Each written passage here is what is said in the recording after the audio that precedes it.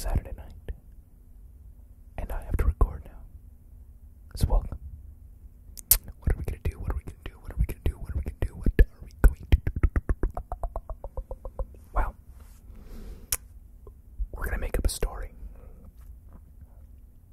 because I wanted to try this last week, but I didn't. Excuse me. Nope. Gotta move that up a little bit. See, you don't get editing on my channel. Nope, sorry, I put it to the mic too. Because I like to keep it real. I like to keep really what's going on. I feel like it helps really solidify the ASMR experience. Also, I'm reconsidering my stance on hand movements, so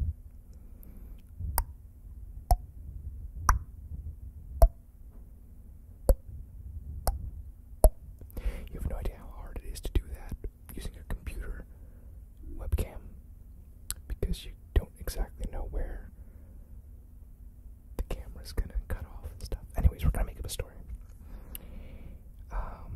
Because I don't have any ideas, and I don't want to do another record one so quick. I want to do one per month, so it'll be next week's video. I'll show off some more records, and then maybe do another hypnosis type video for the end of the month. Wow, February's gonna go fast. So, let's start. There once was a fire hydrant.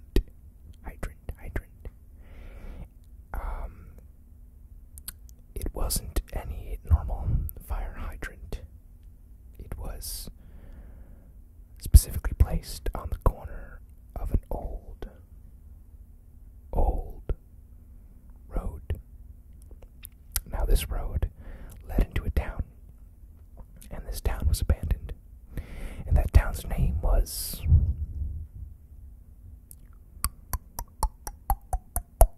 Town. Now, Town was famous for its fire that burned down Town. Now, no one was there at the time because they all vanished, and no one knows why. So when the fire burned down Town, no one was hurt or injured, but no one knew how this fire started. And that fire hydrant was never used to help put out that fire. So a young man, his name is Fred, walks up to the fire hydrant and sees the town in front of him all burnt and crispy. But the fire hydrant was all fresh and new and solid and shiny. Shiny. So he thought to himself, well, this is weird. What's this fire hydrant doing on the side of this old road that leads into this old burnt down town? So he decided to inspect the fire hydrant. Now, as he got closer to the fire hydrant, he noticed it wasn't red, but actually a faint pink. Odd, because fire hydrants are normally red where Fred comes from. So he decided to inspect even closer. And it turns out the fire hydrant was fake. So he picked up this fake fire hydrant, looked inside. Inside there was a note, and that note said,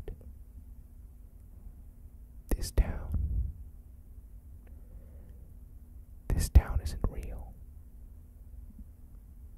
What you're looking at is all a dream. So Fred immediately put the fire hydrant down, thinking it was one of those crazy fire hydrants that people talk about, and proceeded to pinch himself because he thought it was a dream. Now the pinching wasn't working now, so he decided to look for a cactus, and thankfully Town was in a sort of desert environment, so he did find a cactus, and he hugged it to see if it would hurt, and Fred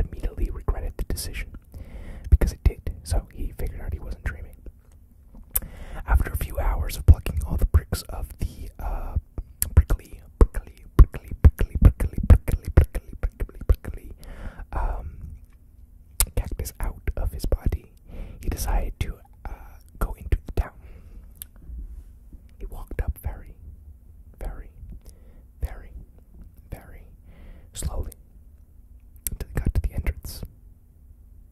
And he read out loud, "Welcome to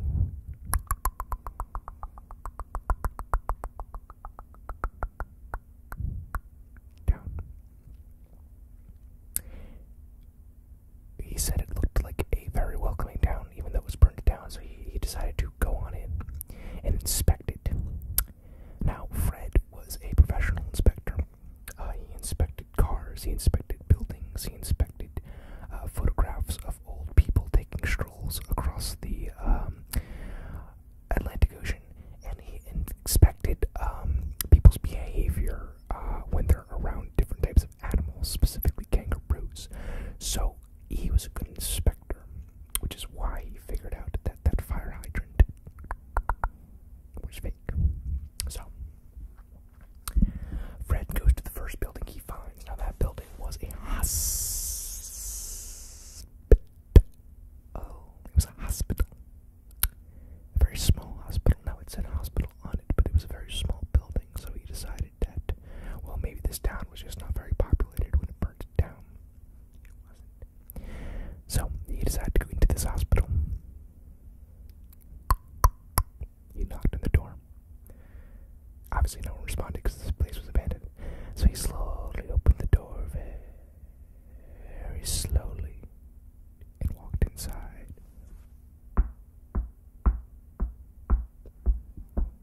Fred was walking.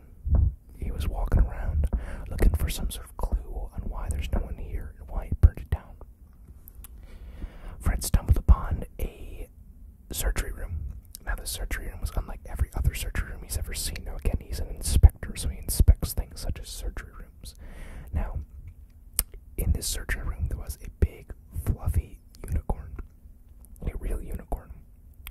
This was a scientific miracle and a scientific discovery like any other. So, to see that he wasn't dreaming, he took one of the scalpels and just poked his finger. He wasn't dreaming. Now, this unicorn was a magical unicorn, obviously, because all unicorns are magical. And Fred went up to it very, very, very slowly. Very slowly. He knelt down. And he put out his hand. And the unicorn responded as such. "What are you doing, kneeling down in front of the mighty Spanglanger?" Fred was taken aback because not only did he find a unicorn, but it was a talking unicorn, Spanglanger. And he said, "Well, what happened here? What's going on? Why is this town abandoned? And why is it burnt down?" Spanglanger told Fred to follow him, and thus they exited the hospital. Spanglanger then told him the story of the town of town. "Well, a long time ago, there were a very famous family that lived in this town. Now that family created a fortune selling unicorn horns and unicorn tails. Now, no one believed that they were real unicorn horns and unicorn tails because no one believed that unicorns exist, but me, Spanglanger, very much exists." So Fred was taken aback. He saw these unicorn horns and tails at party stores when he was a kid. He always thought they were fake, but he could have bought something that had magical properties and just never knew. And this was when Fred hated himself because he used to be the best inspector of all, but apparently he couldn't inspect the slightest of things. So Spanglanger continued to tell Fred the story of town. Spanglanger said one day, some of the unicorns got upset that they were selling their horns and their tails. Now, unicorns grow these things back, and it's not painful for them to be removed because they're magical beings, but they do get pissed at it. They're not a fan. So the unicorns decided to make the people disappear by citing a very magical phrase. That phrase was, "Chunka, disappear all you beers. Chunka, you better disappear, beer. And then after a while, everyone just started to vanish. And Spiggledy-Boku, the other unicorn, decided to take the other unicorns besides Chaka, and they left, and just left Chaka there. Now Fred just had to ask one question. He said, well, why did your name just change to Chaka? And the unicorn, Chaka, responded to him saying, listen, we are very magical creatures, and we can change our appearance and name whatever we want. So Fred didn't dispute with the magical being, and he got on his hands and knees again and prayed for forgiveness for upsetting Chaka. Chaka said, please rise, Fred, you are now my new knight of the unicorn battalion. Fred was very confused on what a unicorn battalion knight would do, but Chaka told him what? You must avenge my brothers and sisters because they got killed in a terrible, terrible mining accident. Now, Fred didn't know how he was supposed to avenge a mining accident, but Chaka said, all you have to do is bring this sword to the mine and throw it in, and then they'll all be free to do unicorn things and such. So Fred, being the inspector he is, inspected the blade. It was a very fine sword, but not something that would cut, more just kind of poke until you got annoyed. So Fred said, fine, I have nowhere to be. And he went to the mine. Now the mine was about 10 minutes walk from Chaka's base, and Chaka decided to let him ride there. But what Fred misunderstood was he thought he would be riding on top of Chaka, but Chaka decided to ride on top of Fred. Now this is a very complicated imagery that I would not like to share at this time because it would upset many listeners. But they got there, they got to the mine, and Fred threw the sword in and said, Smickledy smackle, bring back this cackle of unicorns. Chaka then heard the song of his people, the song of down, and he saw the spirits of the unicorns rise into the air, higher and higher and higher and higher and higher, until they reached the unicorn heavens, and Fred was just astonished. So Fred asked Chaka, is there anything else you need from me, or am I free to go? Chaka said, Fred, look at yourself in the mirror. And Fred looked at himself in this mirror that he happened to be carrying, and Fred himself was a unicorn the whole time.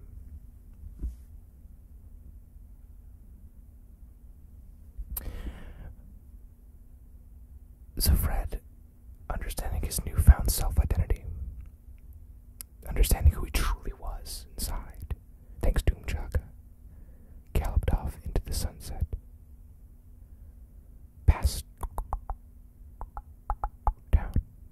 the decoy fire hydrant, and into the sunset of the everlasting gaze.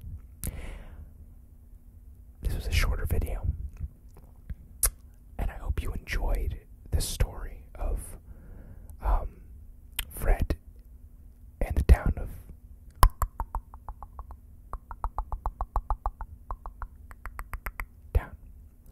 This is a ramble, a true ramble if there ever was a ramble. And if you wanted me to do another thing like this, just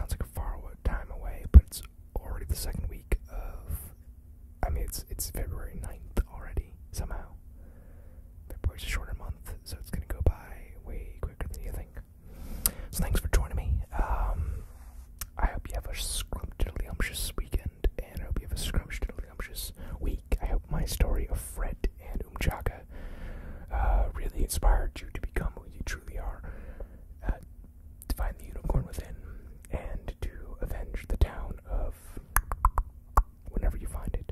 So good night, good morrow, and stay classy.